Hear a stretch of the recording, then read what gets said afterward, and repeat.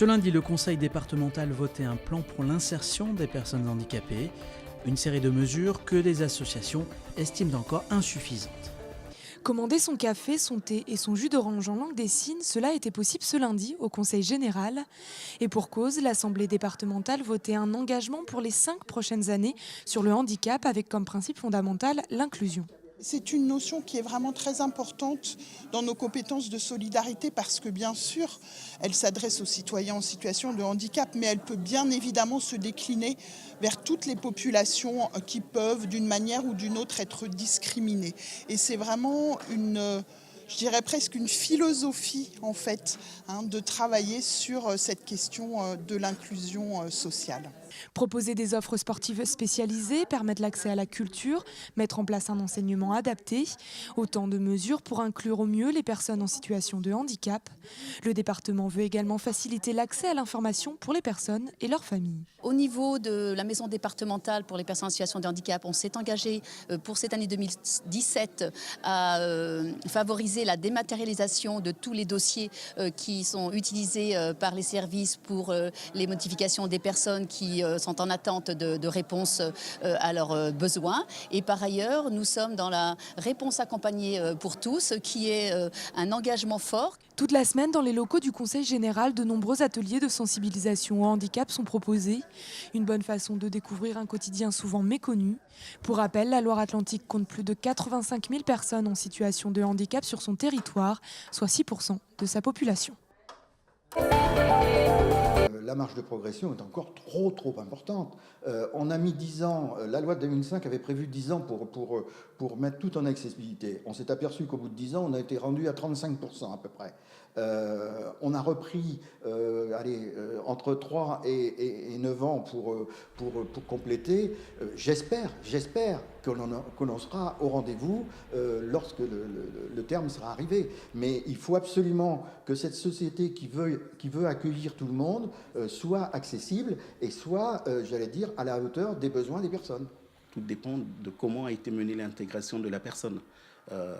Une personne qu'on recrute, si le handicap, en tout cas les répercussions de son handicap ne sont pas très connues de ses collègues du collectif de travail, la greffe peut ne pas prendre. Donc il faut de la sensibilisation. Samedi, le gymnase des Dervalières accueillait la 3e édition de la Dictée des Cités, un moment festif pour dédramatiser l'orthographe et pour jouer avec les mots. Il considérait avec avidité ces pierres entassées. Ils ont planché sur un texte de Jules Verne, parfois jeté un coup d'œil discret à la copie du voisin, mais ce n'est pas bien grave, ce n'était pas la dictée de Bernard Pivot. La différence entre Bernard Pivot et moi, c'est que je ne veux pas être sur de l'excellence, mais je suis plutôt sur l'accessibilité et une passerelle vers l'orthographe. Donc venir pour s'amuser dans un premier temps. Et après, on passera à la progression ou l'excellence dans le deuxième temps. En effet, pour les 300 participants à cette Dictée des Cités, l'important, c'était bien de se retrouver. Je suis venu un peu contraint et forcé.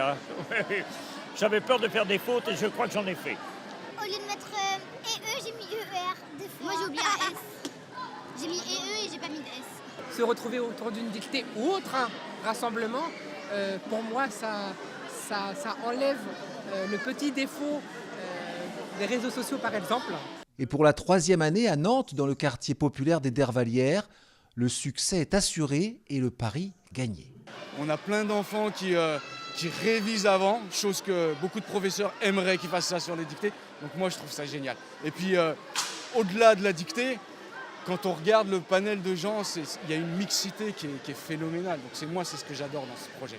Bien sûr, il y a eu des gagnants, mais tous les participants sont repartis avec des cadeaux, des dictionnaires et des manuels scolaires.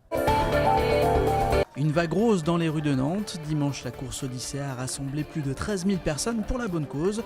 80 000 € ont été collectés et serviront à la recherche contre le cancer du sein. La lutte contre le cancer du sein demande des fonds importants sur la recherche, mais on ne veut pas pour autant oublier tout ce qui est accompagnement bien-être, parce que ça, c'est un constat qui est fait.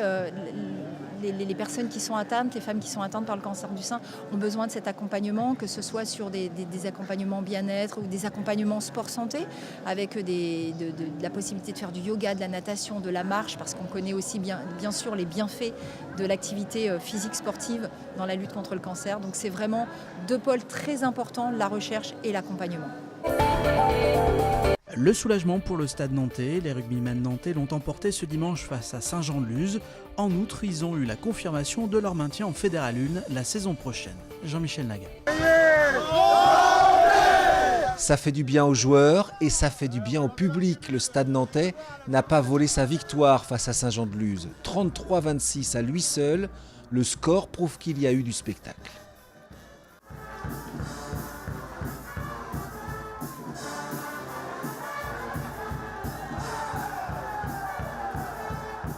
Aujourd'hui, ça a été un match plein, avec quelques rebondissements, des essais, des joueurs prenant des initiatives, bonnes et des fois malheureusement pas bonnes, mais au moins des joueurs qui étaient acteurs. On a vu un jeu un peu débridé, ça jouait de partout. Mais c'est ça devrait être toujours ça le rugby. Un match libéré pour la simple et bonne raison qu'il n'y avait pas d'enjeu, car l'épée de Damoclès, le risque de relégation en Fédéral 2, n'était alors plus d'actualité. La Fédération française de rugby a acté vendredi dernier de manière officielle qu'il n'y aurait pas de descente en Fédéral 1, 2 et 3. Et on va passer de 10 équipes par poule à 12. Donc on n'est plus aujourd'hui sous l'effet du couperet d'une descente.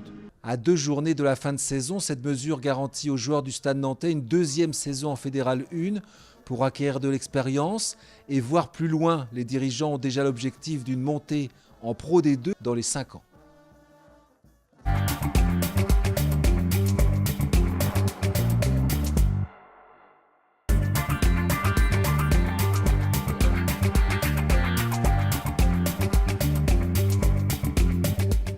Nous allons voir beaucoup de spectacles, des spectacles de rue, nous allons voir beaucoup d'expositions. Je lancerai un appel à projet auprès du tissu associatif environnant de la ville de Saint-Nazaire. Et puis nous verrons aussi, bien évidemment, le coup de mairie qui reviendra dans sa cale, dans la forme Joubert, dans le port de Saint-Nazaire, avec beaucoup d'émotions, y compris avec le drame qu'il a représenté, l'accident de la passerelle, mais aussi cette fierté d'avoir construit ce plus beau paquebot, ce transatlantique magnifique avec cette ligne qui lui appartient, qui est très belle, mais aussi 4 ultimes, les plus gros voiliers du monde seront présents, et puis l'Armada, les bateaux militaires qui accompagneront ce Queen Mary.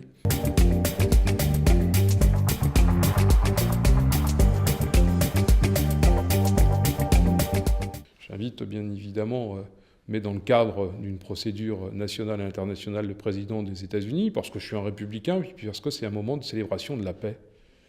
Et quand je vois les comportements, les positions du président Trump, et d'autres, je pense à la Russie, la paix n'est pas une garantie. Et donc il faut aussi profiter de ces moments-là pour essayer, permettez-moi, de mettre les relations internationales au service de la paix et non pas au service de la construction de murs.